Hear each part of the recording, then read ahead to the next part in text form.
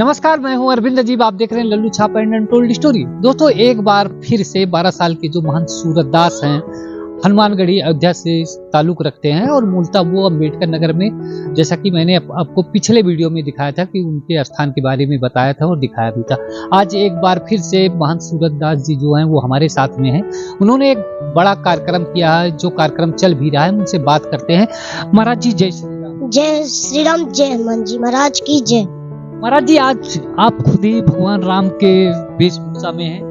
ये सब प्रभु की कृपा है और सेवा की कृपा है और हमारे सतगुरुदेव भगवान की कृपा है और जैसा हो रहा है सब बढ़िया हो रहा है। यहाँ जो कार्यक्रम चल रहा है, इतना बड़ा कार्यक्रम है, और आप किस तरह से मैनेज कर रहे हैं? क्योंकि अच्छे अच्छे जो बड़े बड़े होते हैं उनकी हालत खराब हो जाती है।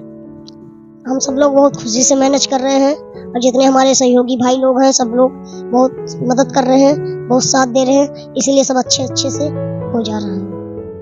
ये जब से मैं आया हूँ देख रहा हूँ आप इधर से उधर से इधर कर रहे हैं, तो सुबह से कुछ खाए पिए भी कि बस आओ भगत में लगे हैं? बस ऐसे पानी जल पीकर चाय पीकर।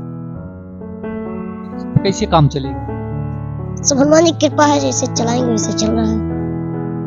अभी आप अपना ख्याल रखें, नहीं तो पता लगा भक्तों का क्या होगा फिर आपके।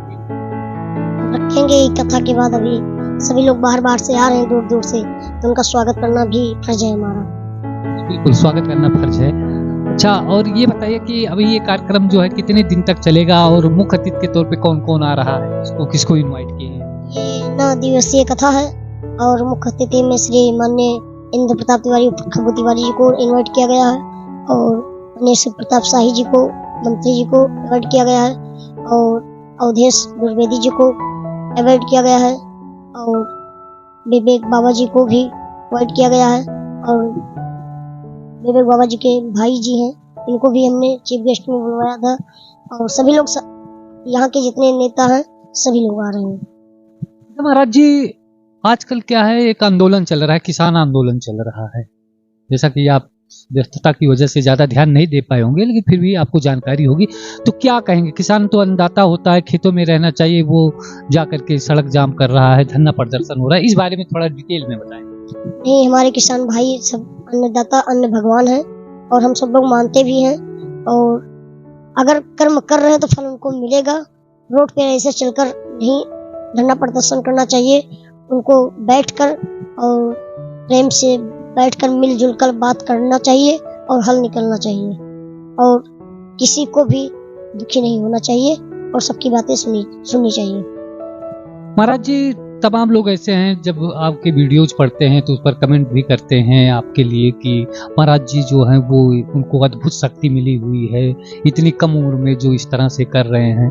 आप क्या मानते हैं, किसकी कृपा है और किस तरह की शक्ति है आपके पास? सब गुरुदेव भगवान की कृपा है।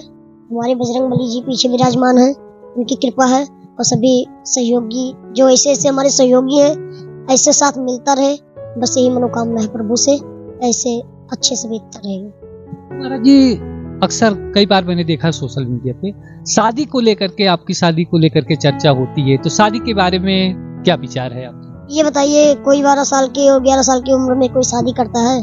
ये सवाल पूछना ही भी नहीं चाहिए और शादी हम नहीं करेंगे, एक बार बता चुके हैं। अगर शादी का मन तब भी हुआ तो जल समाधि ले लेंगे। जल समाधि ले लेंगे शादी के नाम पर? जी जी। तो अगर ऐसे आप करेंगे तो आपके जो मानने वाले गृहस्थ और सारे लोग हैं वो भी भिड़क जाएंगे शादी से, बीवी से? नहीं, वो अपनी अपनी इच्छाएं होती है, 5 उंगलियां बराबर नहीं है, पर हमारे भगवान बाल ब्रह्मचारी थे, हमारे गुरुदेव जी भी बाल ब्रह्मचारी थे और हम भी बाल ब्रह्मचारी ही रहेंगे। बिल्कुल। अच्छा, एक सवाल और जो कई दर्शक हैं वो आपके बारे में जानना चाहते हैं कि एक ने तो कमेंट किया था कि महाराज जी रहते कहाँ हैं, क्या खाते हैं, क्या पीते हैं, कहाँ सोते हैं, इसके बारे में वीडियोज हमें दिखाइए। तो अब वो दिखा पाना तो बहुत मुश्किल होगा, लेकिन आप अपने मुंह से बताइए कि जो आपकी दिनचर्या है और सारी चीजों कैसे मैनेज करते हैं, इनके बारे में थोड़ा सा। जिला अम्बेडकर नगर और मिसरौली हनुमान कुटी अपना आश्रम है और हम यही रहते हैं, भगवान की सेवा में दिन रात लगे रहते हैं। ये अपना आश्रम है, यही भोजनालय भी होता है, ये भोजन प्रसाद भी होता है, आरती सुबह शाम होती रहती है, भजन में लगे रहते हैं और कोई भक्त आ गया तो उनकी सेवा में लगे रहते हैं। तो भक्तों की सेवा करते हैं, इतना बड़ा आश्रम है, और जाहिर सी बात है कि आज के जमाने में बिना पैसे के कुछ होता नहीं है। भगवान को भोग भी लगाना है तब भी अर्थ की जरूरत होती है, पैसे की जरूरत होती है। और अगर कहा जाए तो स्थान है, स्थान कभी छोटा बड़ा नहीं होता, लेकिन जिस हिसाब से और जगह चढ़ावा आता है, लोग ला करके दान दे जाते हैं, यहाँ पर वैसा नहीं दिखता है। तो फिर आप कैसे मैनेज करते हैं? कोई देना चाहे तो कैसे आपसे संपर्क करे, इसके बारे में? यही अपना आश्रम है, यही दे सकते हैं। और वैसे प्रसाद के लिए ये चाची जी गोसाईगंज से आई हुई हैं, प्रसाद की व्यवस्था चाची जी करवाती हैं और अर्थव्यवस्था भैया जी को देखते हैं। और ऐसे ऐसे में चल रहा है, प्रभु की कृपा से जो चल रहा है। भगवान की कृपा से सारी चीजें हैं जी। बोल सियापत रामचंद्र की जय। माता जी, अब आपसे हम बात करना चाहेंगे कि जैसे महन जी हैं, 12 साल की उम्र है, इतने कम उम्र में कोई बच्चा अगर संन्यास लेता है, इस तरह से भगवान की सेवा में जाता है, तो एक माँ होने के नाते, जैसे मान लीजिए आपके बच्चे हैं, तो किस तरह से देखेंगी, क्या कहेंगी आप? हम तो उसको भगवान के रूप में देखते हैं कि ये भगवान का रूप आया है, इसीलिए ये भगवान के उसमें चला गया है। जैसे जब कोई युवा हो जाता है या एक अच्छी खासी उम्र हो जाती है जानने समझने की, तो बच्चा घर से जाता है तो माँ उसको खुशी खुशी विदा करती है। लेकिन 12 साल का बच्चा अगर जाता है तो उस माँ पर क्या गुजरती होगी? माँ के ऊपर तो बहुत गुजरती है, सोचती है कि बेटा मेरा साथ रहे, लेकिन फिर भी वो अंतरात्मा से नहीं कहती है, लेकिन फिर ईश्वर की महिमा होती है कि वो चला जाता है।